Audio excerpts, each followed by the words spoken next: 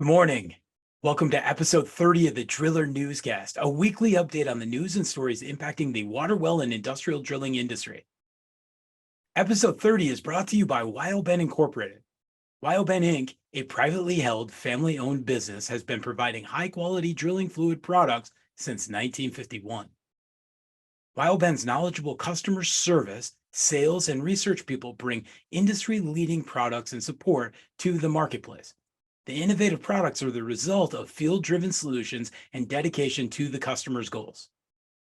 This week in the news, we'll talk about the Department of Interior's group, Bureau of Safety and Environmental Enforcement, which has new proposed rules to ensure offshore oil and gas operations on the outer continental shelf, that's the Gulf, are conducted with the utmost safety and oversight standards.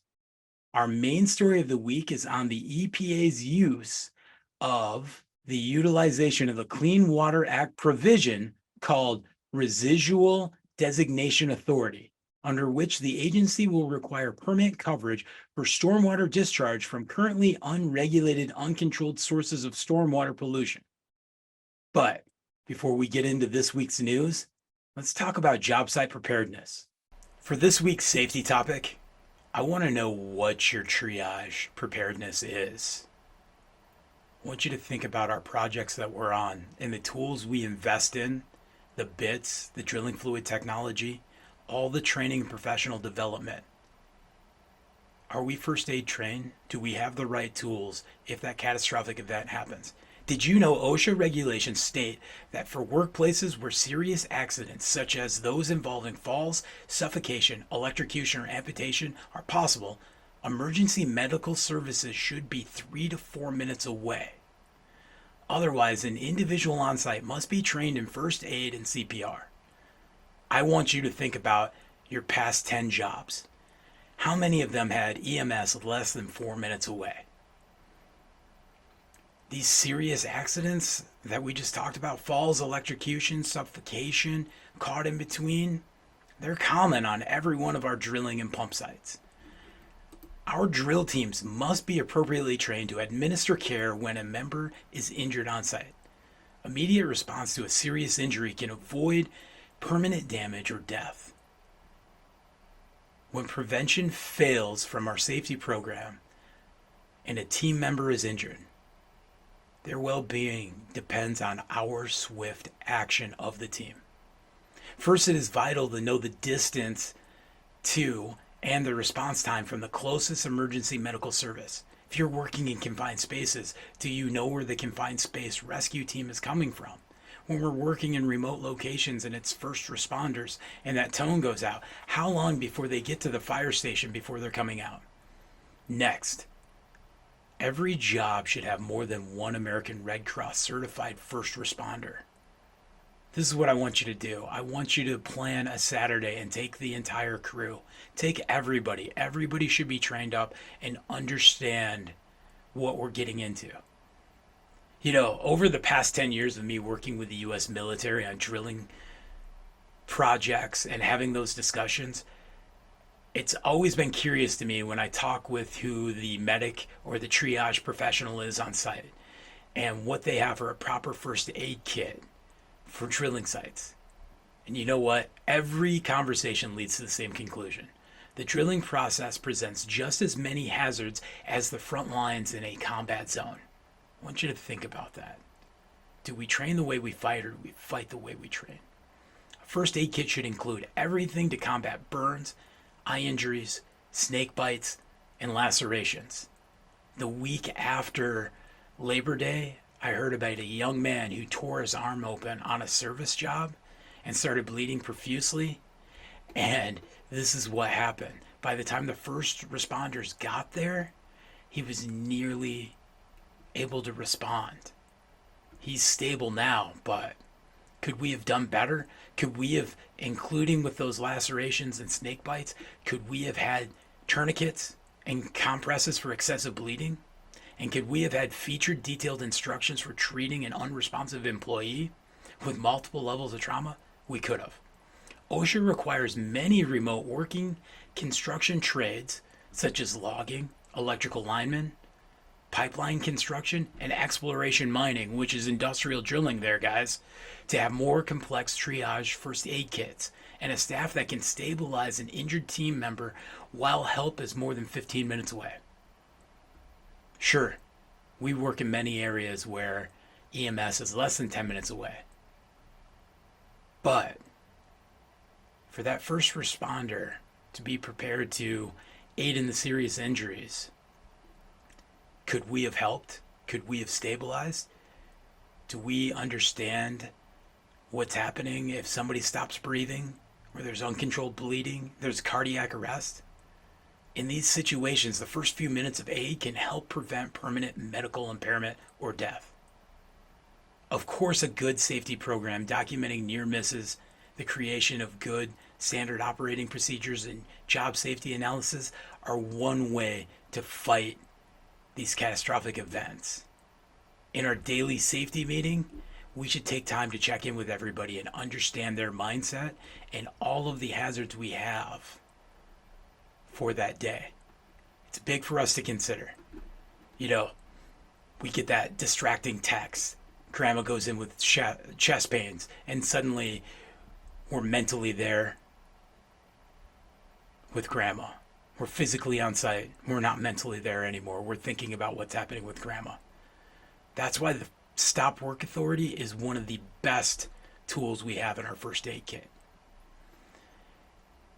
Finally, training for a catastrophic event with a drill team is a perfect way to know if everyone is prepared, who's calling 911, who's getting the first aid kit. The worst situation is having the right tools on site to save a life, but the lack of team coordination to make a timely save. I want you to think about this. What is your plan? What does your first aid kit look like? Is it blue paper towel and electrical tape? Is it something that we picked up from Granger that is really designed for an office? We need the right tools on site, no different than the bit and the drilling fluid or the right pump hoist. Be safe out there. Let's talk some oil and gas drilling for this week in the news. The Department of Interior last month announced a new proposed rule to ensure offshore oil and gas operations on the outer continental shelf are conducted with the utmost safety and oversight standards. This proposed rule from the Bureau of Safety and Environment Enforcement builds on the reforms instituted by the department since the Deepwater Horizon tragedy that killed 11 offshore workers, caused billions of dollars of damage, and made lasting impacts to the environmental landscape in the Gulf of Mexico. I was working in Houston, Texas when this happened, sitting in my office, and it's the same time that the Chilean miners got trapped. And I knew in days we'd have this well shut in, and we'd start the triage method, and I didn't think these miners would get out. And alternatively, the miners were rescued, and this thing went on for 87 days. The proposed revisions to the 2019 Well Control Rule, which will be in Federal Register by the beginning of September, focuses on well integrity and blowout prevention. Remember, the BOP failed on this, and we weren't able to shut it in with a myriad of other things that went wrong. These innovations will help protect human lives and environment by incorporating the latest technology and the lessons learned from operators' experience and incident data since the current rule was adopted in the immediate aftermath of the Deepwater Horizon incident in 2010. The Safety and Environment Group adopted several recommendations from multiple investigation teams to improve the safety of offshore energy operations, leading to the publication of a 2016 Well Control Rule. However, in May 2019, when it was published, the final rule, many of the provisions were weakened. So, last month's proposed rule would revise some of those items that were amended or rescinded in 2019. This is all to further protect human lives and the environment. The department is proposing revisions that would require blowout preventer systems to be able to close and seal the wellbore to the well's kick tolerance design at all times. It failed. It was stuck. We have a dozen different things that we've heard as an industry about this, but it failed. And it starts with removing the option for operators to submit failure data to designated third parties, and instead they're required to submit that directly to the Department of the Interior's Safety and Environment team. It requires failure analysis and investigations to start within 90 days instead of 120. It's all about reaction time. It's all about us understanding that what we're doing is complex. High pressure, high temperature drilling fluids, lots of moving parts. Obviously, we need our last line of defense to perform. It also requires independent of third parties to be accredited by a qualified standard development organization, specifying that surface BOPs on existing floating facilities must follow the dual shear ram requirements when replacing an entire BOP stack. It's also going to require that remote operated vehicles be capable of opening and closing each shear ram on the BOP, and require the operator to provide test results to the Department of Interior within 72 hours after completion of the test if the safety team is unable to witness the testing in person. All of this publication of proposed rules also initiates a 60-day public comment period. Members of the public may submit comments on the proposed rulemaking until November 14th, 2022. Just like everything we talk about with the rules that are made from the EPA and the Department of Interior, they open it up for discussion and education. And this is why. The Deepwater Horizon oil spill was the largest spill in U.S. history. It dumped over 130 million gallons of oil into the Gulf of Mexico. In 87 days, it impacted 5 states and 1,300 miles of shoreline, with businesses and individuals impacted, along with all the shutdowns that happened.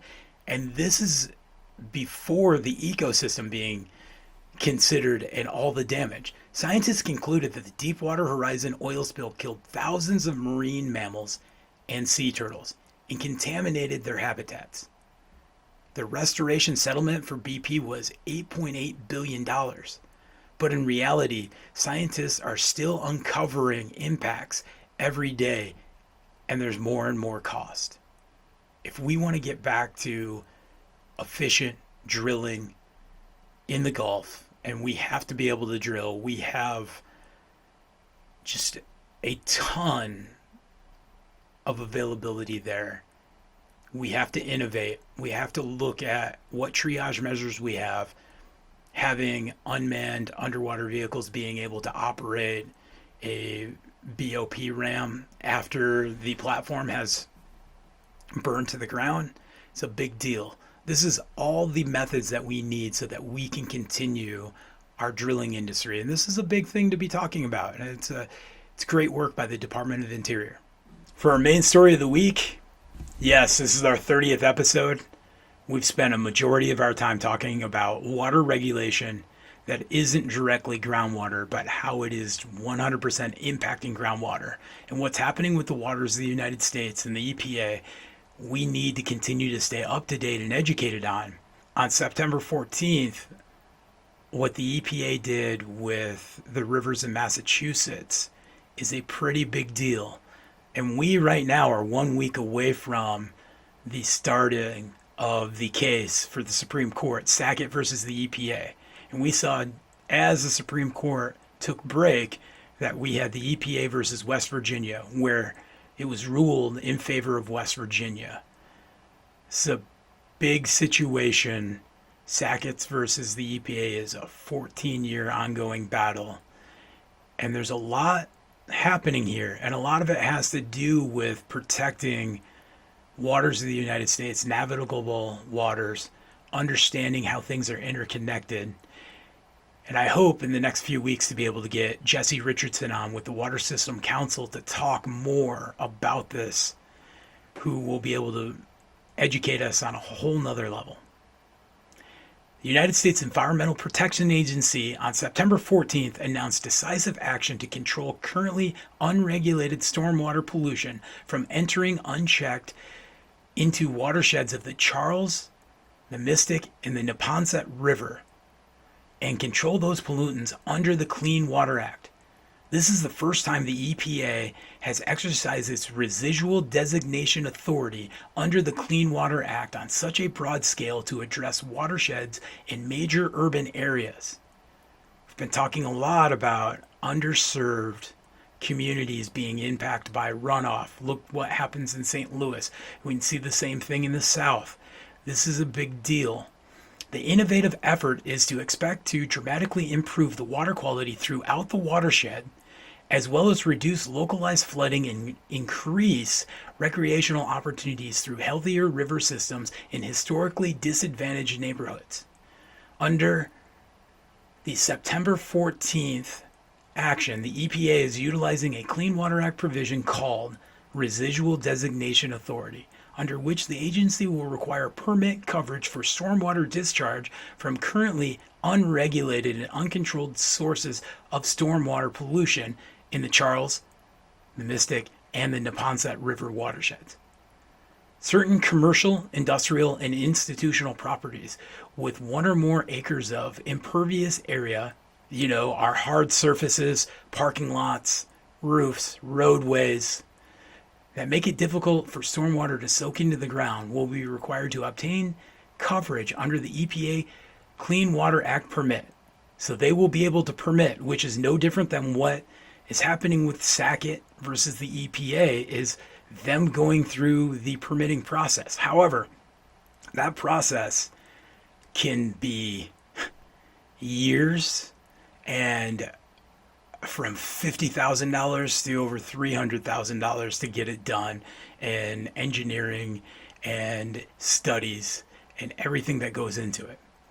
So it's tough, and this is why this will be contested and will be an argument, and it's setting a precedence. Once permits are issued, property owners will be required to take steps to reduce pollutants in stormwater. The EPA anticipates issuing one or more general permits specifying the activities that property owners must implement to reduce stormwater pollution from their properties. Privately owned commercial, industrial, and institutional properties with 1 acre or greater of, again, impervious cover will need to seek coverage under one of these permits, or an individual permit if that's the direction they prefer. And then they have to take action spelled out in the permits to mitigate these pollutions from going into these rivers. This goes into Boston Harbor. Massachusetts has a fantastic groundwater protection and surface water protection programs. And for the EPA to step in, this is a big deal. The general permits will be released in draft form for the public comment in the future. Public comments on the determination will also be accepted at the time, consistent with EPA regulations. This is what we're looking at. The National Pollutant Discharge Elimination System. We need to know what's getting into our watersheds. That's ultimately going into our water supplies. We have to be able to control runoff. We see the extreme weather. We see the climate change. This is a big deal. The situation of enforcing residual designation authority just a few weeks before the Supreme Court hears the case of Sackett versus the EPA. We see what's happening here. Right now, you can find dozens of law, scholarly articles, and firms stating that the EPA's decision to act is just as a distraction or a further supplement for Sackett to the EPA. I see the same thing. However, we need to understand that petitions in 2019 and 2020 to stop these pollutants were established. There's 3 petitions that call for a determination that discharges of stormwater that are not currently subject to direct permitting by the EPA from privately owned commercials, industrial properties, institutionals, and multifamily residential real estate properties of 1 acre or greater that dump into the Charles River, the Mystic River, and the Neponset River watersheds are contaminating it, are impacting it. They're contributing to the violations of the water quality standards. The Charles River and the Boston Harbor, of which are the Mystic River watershed sub-basin. And then we also have the Neponset River. They all require, under the National Pollutant Discharge Elimination System, Waters of the United States, the Clean Water Act, require the right permits and the regulations. You can find these petitions at EPA.gov. Sackett versus the EPA. This is the argument that starts on October 3rd, 1 week from today. This is the argument. Petitioners Michael and Chantel Sackett own a vacant lot in a mostly built-out residential subdivision near Priest Lake, Idaho. The lot has no surface water connection to any body of water. In April 2007, with local permits in hand, the Sacketts began building a family home. But later that year, respondent environmental protection agencies sent them an administrative compliance order determining that their home construction violated the Clean Water Act because their lot contains wetlands that qualify as regulated navigable waters. In Raponzos versus the United States, 2006, the court held that Clean Water Act does not regulate all wetlands. But no opinion explaining why was ever garnered a majority of the court. A plurality opinion authored by Justice Scalia and joined by 3 other justices argued that only those wetlands that have a continuous surface water connection to regulated waters may themselves be regulated. Get that, surface water moving to Priest Lake.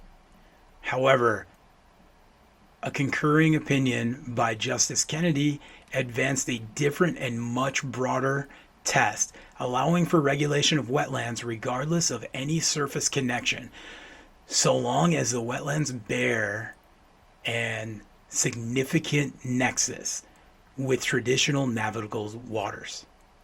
The Ninth Circuit employed Justice Kennedy's significant nexus test to uphold the EPA's authority over the Sackett's home site. So on October 3rd, the question presented is, should Raponzos be revisited to adopt the polarity test for wetlands jurisdiction under the Clean Water Act? Go listen to the Waters of the United States roundtables and the discussion about ephemeral streams and surface water on farmland and what's happening right here. We need to understand from the use of residual designation authority if the EPA can prove that those wetlands connect to Priest Lake and what's going to happen. This is a big deal, and it's going to affect major industry and farming and discharge permits. And we have to protect our water without a doubt. And we have to protect our wetlands. We have excessive rain. We have extreme weather. October 3rd, this starts. We're going to see it in all the major news publications and on NPR. And we need to be paying attention to it and understanding how it could impact us and how it can impact watersheds and the groundwater. Thank you for joining us for episode 30 of the Driller Newscast. We've covered a lot of industry news and stories in the past 30 weeks, from hiring the next generation, where we talked with Dave Bowers, Jake Fletcher, Jim Smith, to clean energy, where we had on Jay Egg and Garen Eubank, and just recently Donovan Gordon with NYSERDA. Go check those episodes out. And then on to how the world is impacted by extreme weather and water shortages.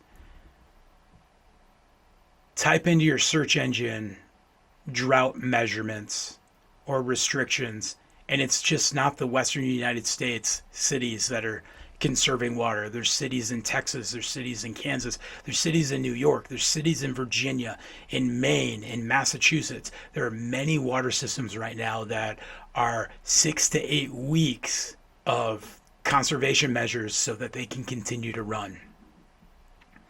I want to thank Wild Ben Incorporated for helping the Driller bring the news that is helping our industry to advocate for what is most important to us: water, the climate, clean energy, progressing our industry, maintaining our livelihood. Wildben Inc., a privately held family-owned business, has been providing high-quality drilling fluid products since 1951. Wildben's knowledgeable customer service, sales, and research people bring industry-leading products and support to the marketplace. The innovative products are the results of field-driven solutions and dedication to the customer's goals. Thank you, Wildben. It's been great having you be our partner for the month of September. Check out their innovative products, from grouts to specialty polymers for all sorts of industries to high quality bentonites that excel in your expectations of being able to perform. And I'm not just saying that. I've been on jobs and been very successful running their products, and I appreciate the quality and dedication they put into it. Have a great week. Be safe. Check out thedriller.com and be paying attention to the news. Thank you.